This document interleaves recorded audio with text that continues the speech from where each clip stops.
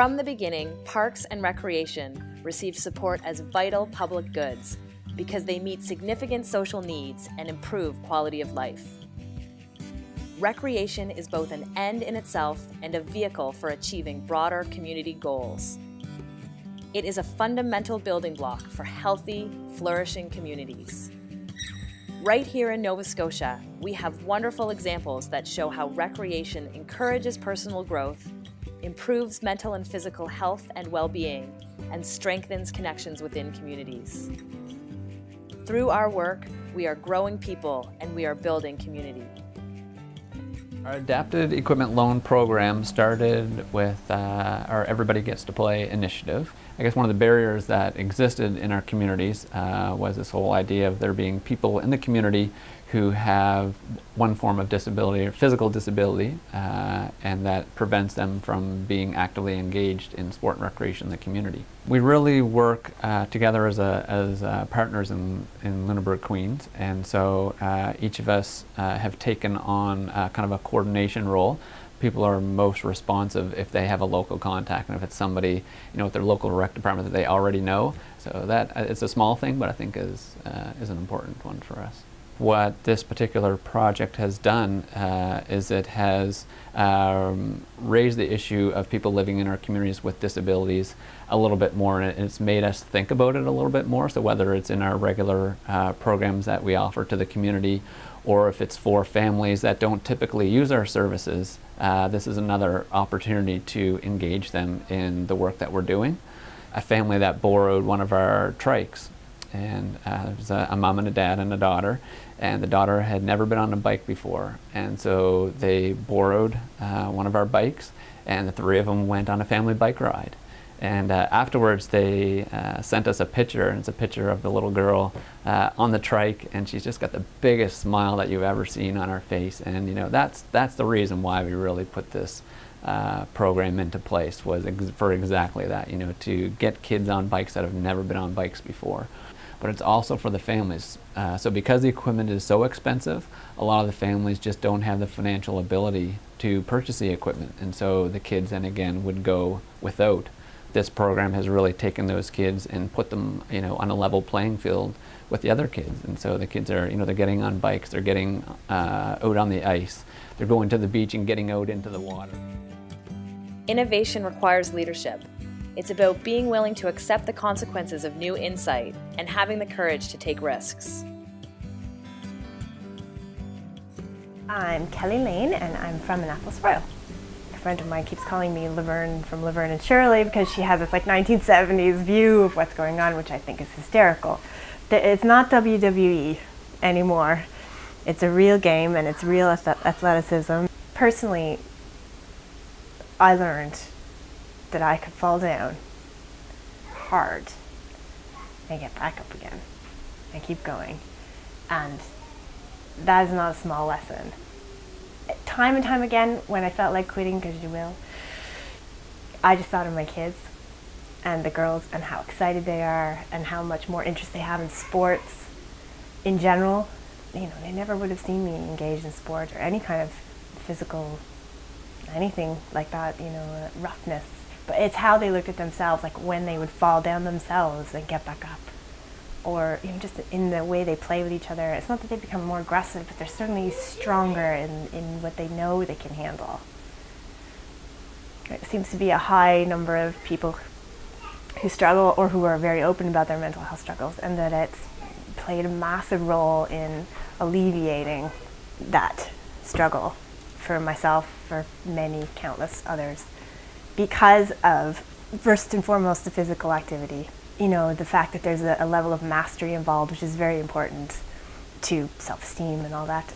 If I had had Derby when I was in school, I think that my entire life would have gone in a completely more constructive direction.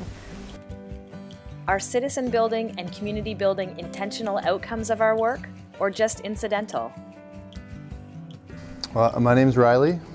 I'm from Mill Cove, Nova Scotia. It's pretty close to Chester.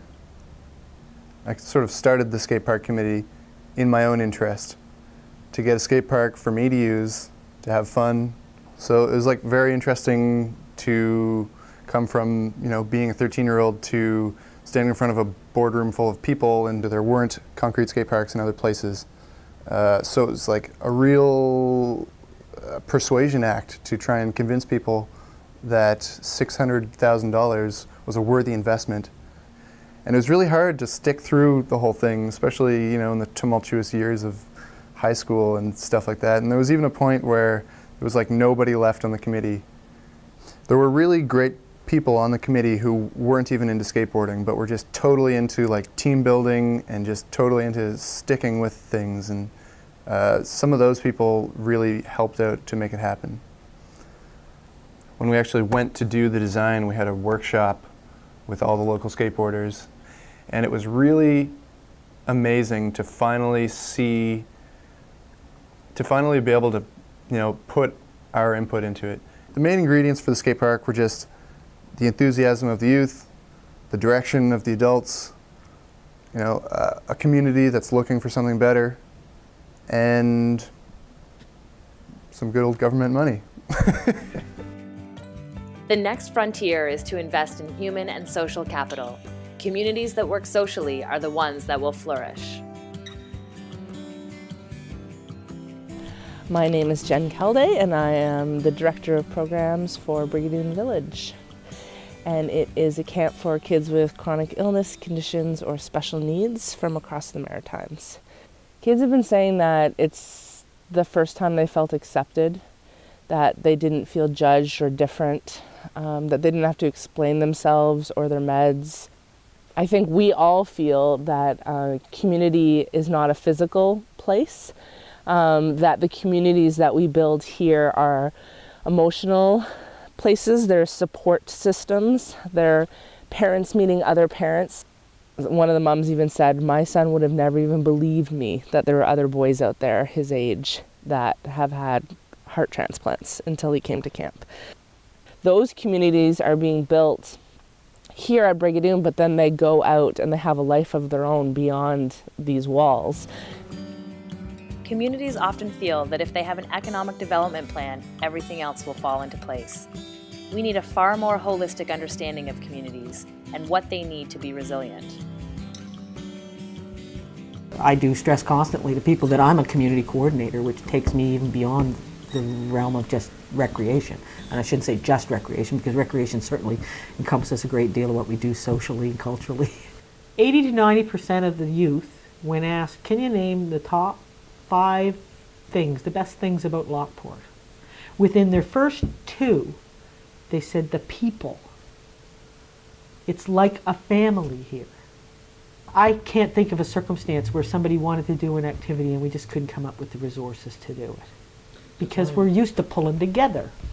Most people are not getting rich living and working in Lockport, but they are enjoying a much better quality of life than they might enjoy somewhere else where they made more money.